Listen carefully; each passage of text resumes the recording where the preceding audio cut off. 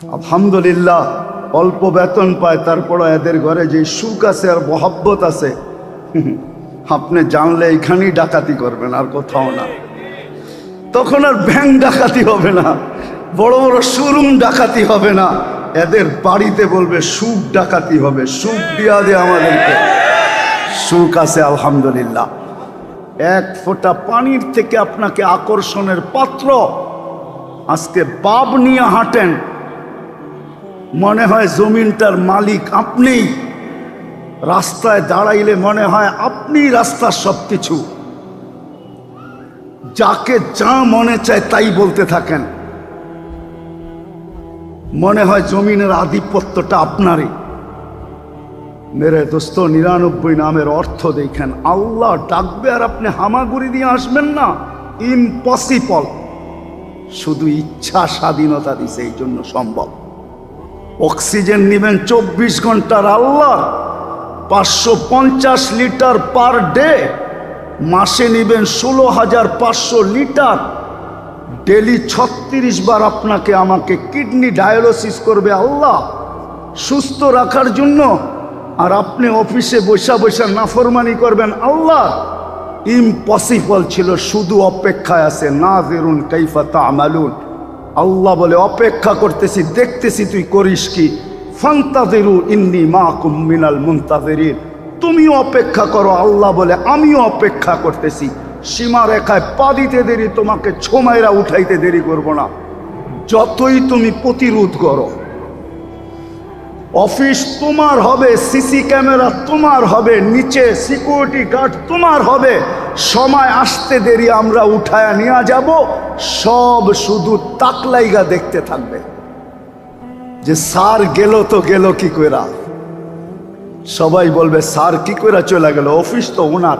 CC ক্যামেরায় monitoring চলতেছে, নিচে দারোয়ান চলতেছে, মেশিন লাগানো আছে।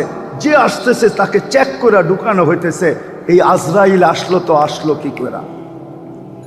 আজ পর্যন্ত কোনো সিসি ক্যামেরায় আজরাইলের ফুটেজ আসে নাই, আর কিয়ামতের সকাল পর্যন্ত আসবে না। 99 নামের অর্থ দেখেন, দেখেন রহমানের অর্থ কি, রহিমের অর্থ কি, মালিকের অর্থ কি, কুদ্দুসের অর্থ কি, সালামের অর্থ কি, মুমিনের অর্থ কি, মুহাইমিনের অর্থ কি।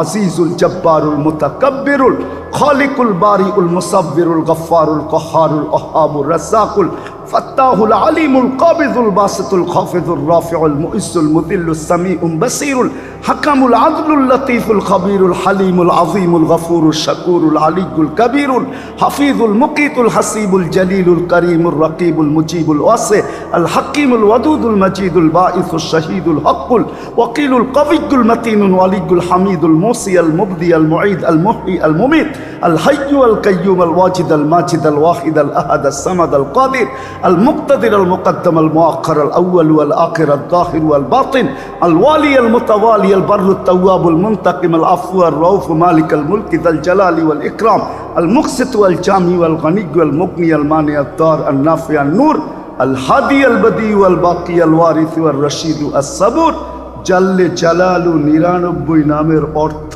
কি একবার দেখেন।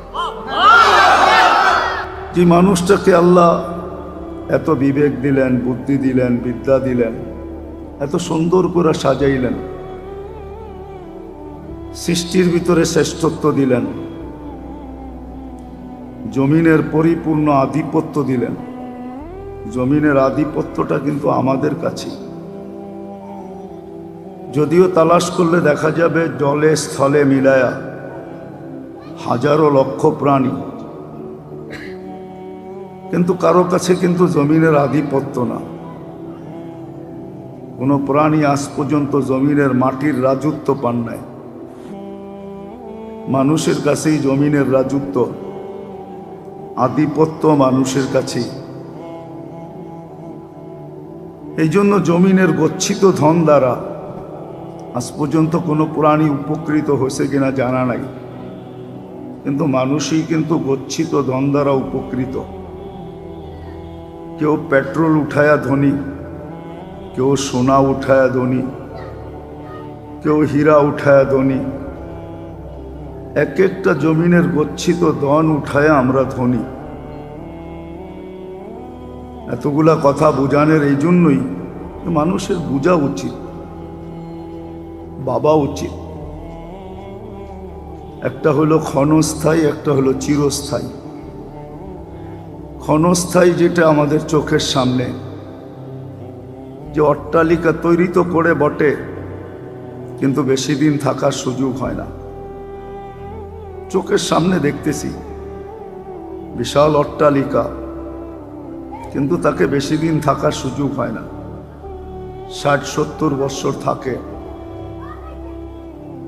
যারা বিলকুল আপনজন, বিলকুল কাছের, এরাই দেখা যায় সেই আজিমপুরে রেখে আসে। এমনও পর্ব হয়, প্রথম দিন যে রেখা আসছে আর জীবনে কোনোদিন ওইখানে যাওয়ারও সুযোগ হয় না। ব্যস্ততা এতটুকু থাকে যে আর কোনোদিন ওই কবরের পাশে যাওয়ার সুযোগ বহুত কম মানুষেরই হয়। আর হইলেও মাঝে মাঝে বৎসরে 1-8 বার। আবার এমনও আছে যে কবরের অস্তিত্বই থাকে না, কেননা পার্সোনাল কবরস্থান তো না আজিমপুর।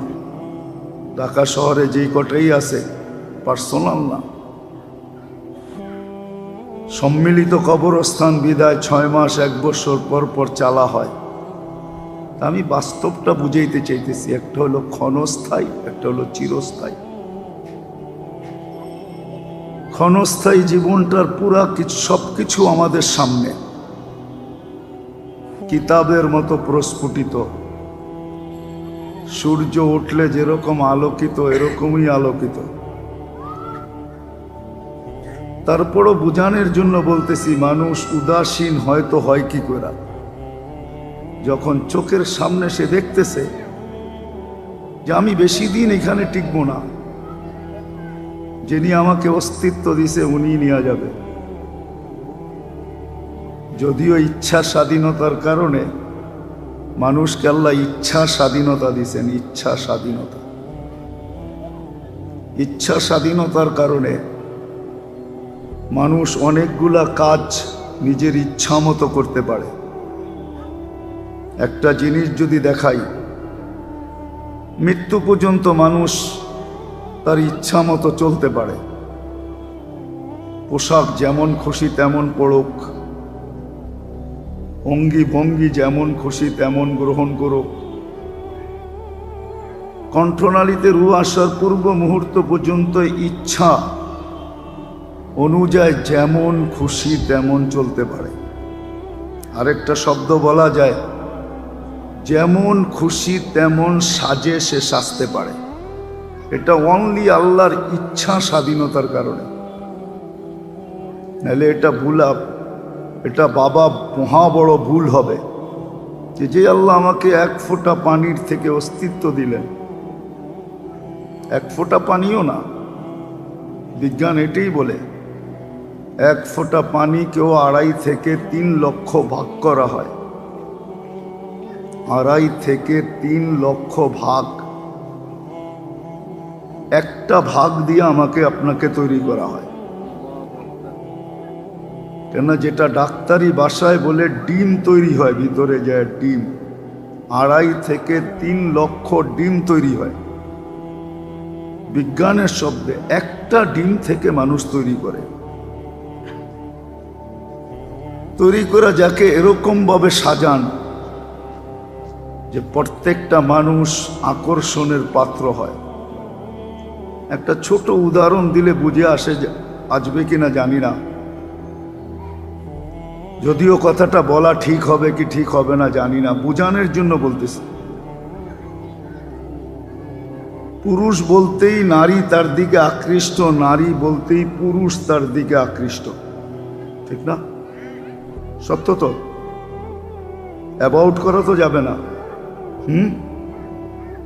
একজনকে আরেকজনের প্রতি আকৃষ্টের যে পাত্র বানাইলেন, এটা কিন্তু সাজানের পরেই, সাজানের আগে না।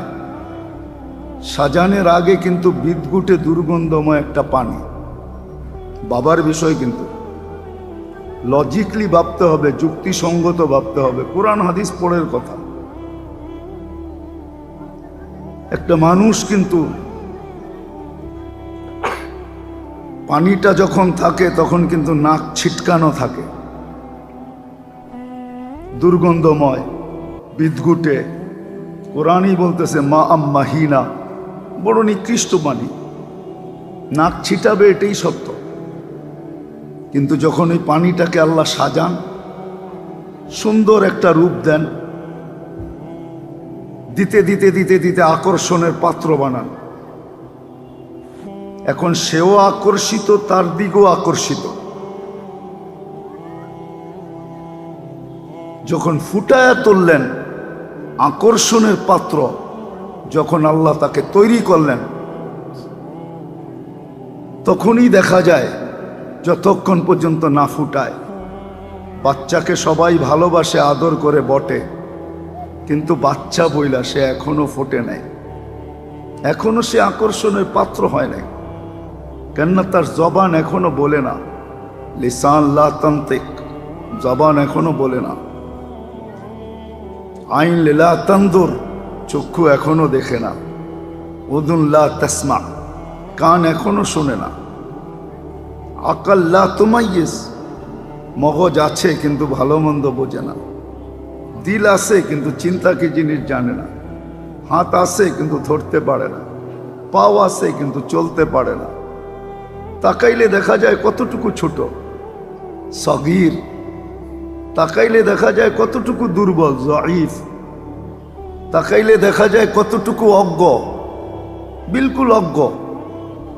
কান্না ছাড়া তার কাছে কিছু নাই। কিন্তু আল্লাহ বলে কান্নাটাও আমি শিখাইছি, আল্লাম তুকাল বুকা, এটাও আমি শিখিয়ে দিছি, নাহলে তুমি কোনোদিন কাঁদতে পারতে না।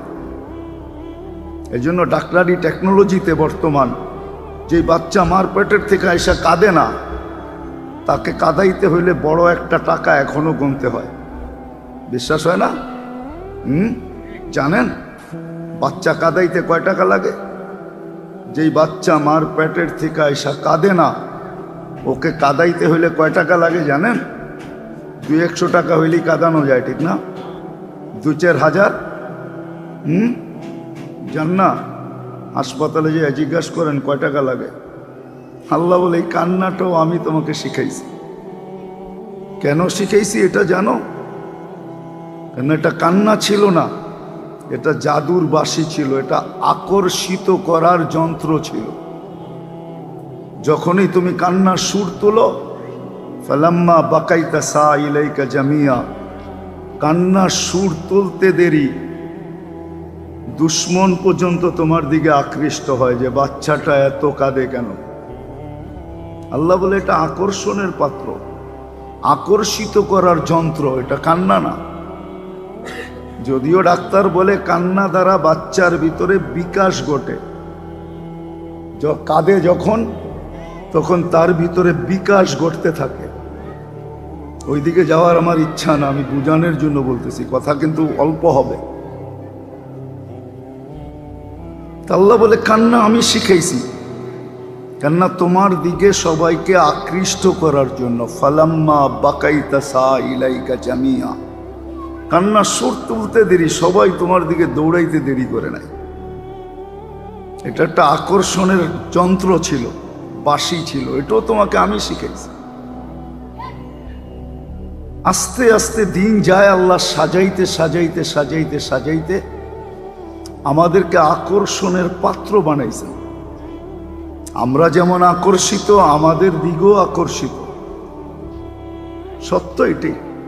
ফুটায় তুলছে কে? সাজাইছে কে? সত্য এটি। যদিও মানুষ ভাবে না,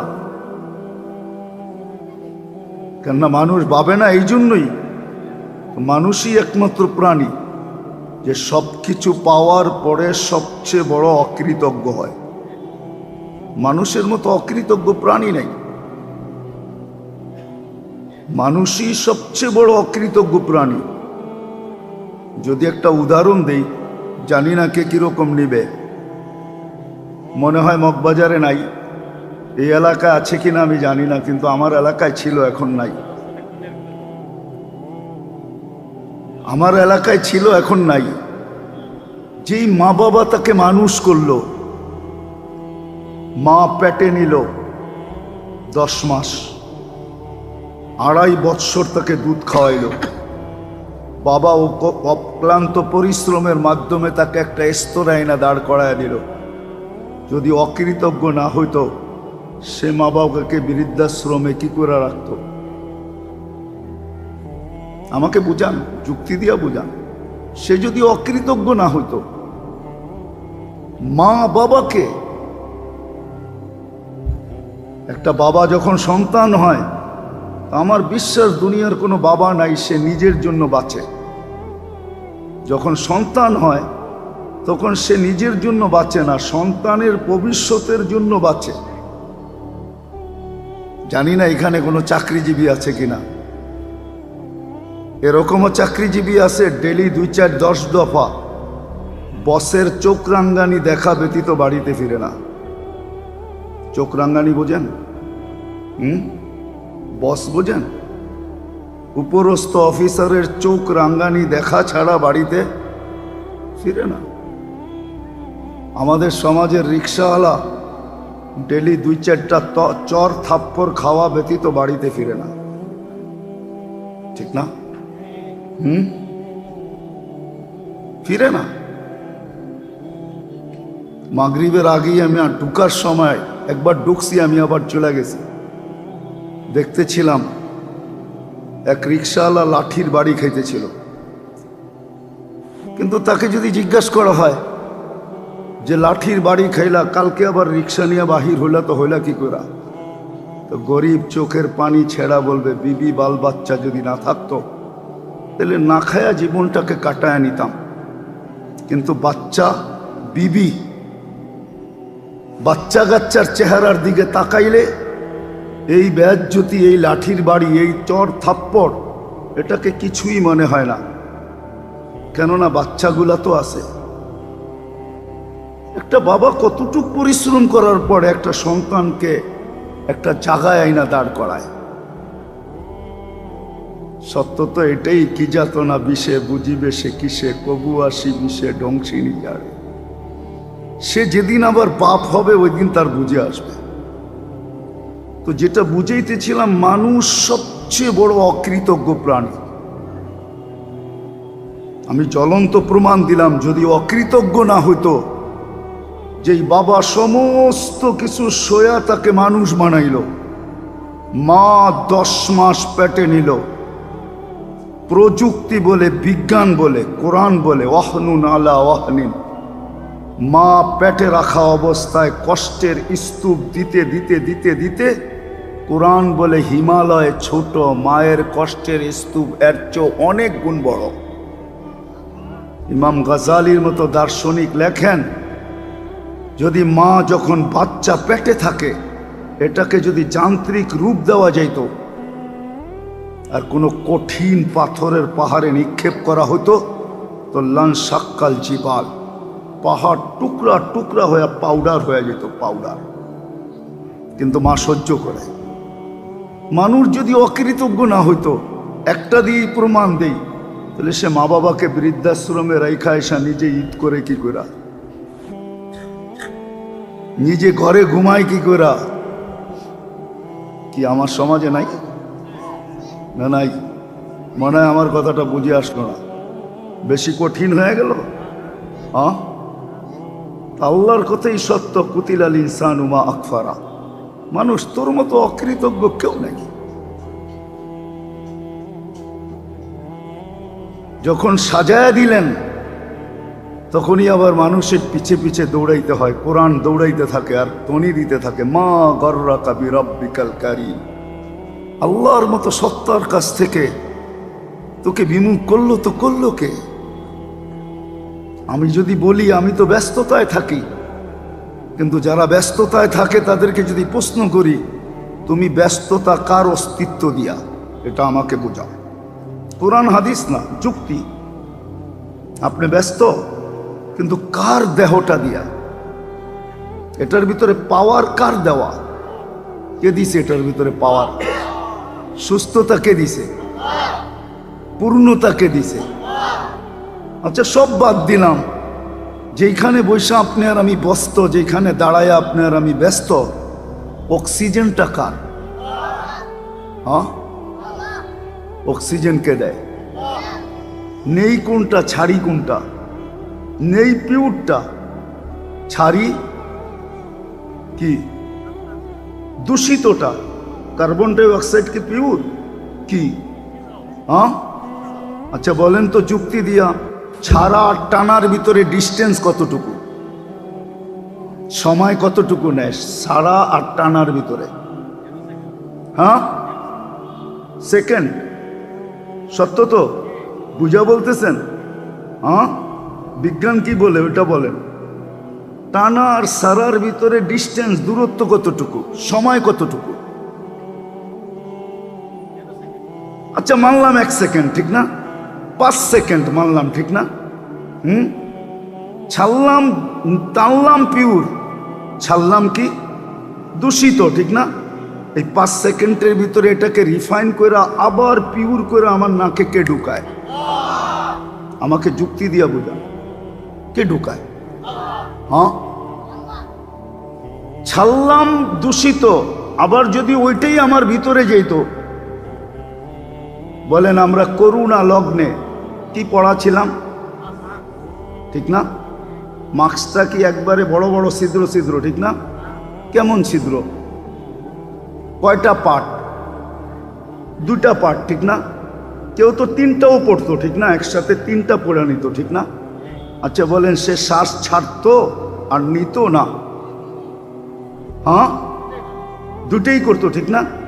এই যে ছাড়লো, এই যে নিল, মাস্কের ভিতর থেকে দূষিতটা পিওর হয়ে আবার আমার ভিতরে গেল তো কি করে? আমি বলি কার্বন ডাই অক্সাইড যেটা আমরা দূষিতটা ছাড়ি, ওটা যদি কেউ 3 ঘন্টা ডেলি, 4 ঘন্টা, কেউ 5 ঘন্টা, আমরা যদি ওটাকে টানতে থাকি, তাহলে আমাদের লাংসের অবস্থা কি হওয়া উচিত ছিল? আপনাদের যুক্তি দিয়ে বলেন, আমাকে বিজ্ঞান দিয়ে বলেন, কোরআন হাদিস বাড়িয়ে দিলাম, কি অবস্থা হইতো? আরে বলেন না। হ্যাঁ, কিন্তু কেউ তো মরে নাই, আরো ভালো ছিলাম, ঠিক না? হ্যাঁ, এই যে দূষিতটা ছাড়লাম, মাস্কের ভিতর থেকে আবার টাইনা নিলাম, এতটুক সময়ের ভিতরে এটাকে পিওর কে করলো? যদি পিওর না করতো, তাহলে একটা মানুষ তো করুণা লগ্নে 2020-21 5 থেকে 7 ঘন্টা 10 ঘন্টা ডিউটিরত অবস্থায়, সর্ব অবস্থায় সে মাস্ক পরা ছিল, পিপি পরা ছিল, উপরে ক্যাপ পরা ছিল। এই পিওর কে করলো? আমাকে যুক্তি দিয়া বোঝা। হাসার বিষয় না, কিন্তু বাবার বিষয়। এই জন্যই আমার কথাটা ছিল এটাই। আমি একটা জিনিস বাবাইতে চাইতেছি, কথা শেষ জায়গায় চলে আসছি। দুনিয়ার জীবনটা ক্ষণস্থায়ী, 60-70 বৎসর, আর বেশি কেউ থাকে নাই, কেউ থাকবেও না, চাই অট্টালিকা যত বড়ই হোক, চাই দুনিয়ার টেকনোলজির মাধ্যমে যত বড়ই প্রতিরোধ করা হোক, ইদা যা আজালু, সীমারেখা আসতে দেরি, আল্লাহর কথাই সত্য, আখাযনাহু বাগতাতান, তোমাকে ছো মেরা উঠাবো। যদি বলি প্রতিরোধ, আল্লাহ বলে ওয়ালাউ ফি বুরুজিম মুশাইয়্যিদা, তুমি দুনিয়ার সমস্ত প্রতিরোধের মধ্যখানে টেকনোলজিকে প্রতিরোধ হিসাবে ব্যবহার করে তুমি বসতে পারো, কিন্তু আমরা উঠায় নিব, কাউকে খবর পর্যন্ত জানতে দিব না। কোনো মেশিন খবর জানবে না যে আমরা কখন উঠায় নিলাম। লাইফ সাপোর্ট সিগন্যাল দেয় যখন চলে যায়, আর আগে না। লাইফ সাপোর্ট চিনেন? হ্যাঁ, ওটাও কিন্তু সিগন্যাল দেয়, যখন চলে যায় তখন একটা বাতি জ্বলতে থাকে, ডাক্তার দেখা বলে হি ইজ গন, চলে গেছে, পাস ওয়ে, দুনিয়ার থেকে চলে গেছে। লাইফ সাপোর্ট পর্যন্ত মৃত্যু লগ্নে বলতে পারে না, ওই সময় বলতে পারে যখন সে চলে যায়।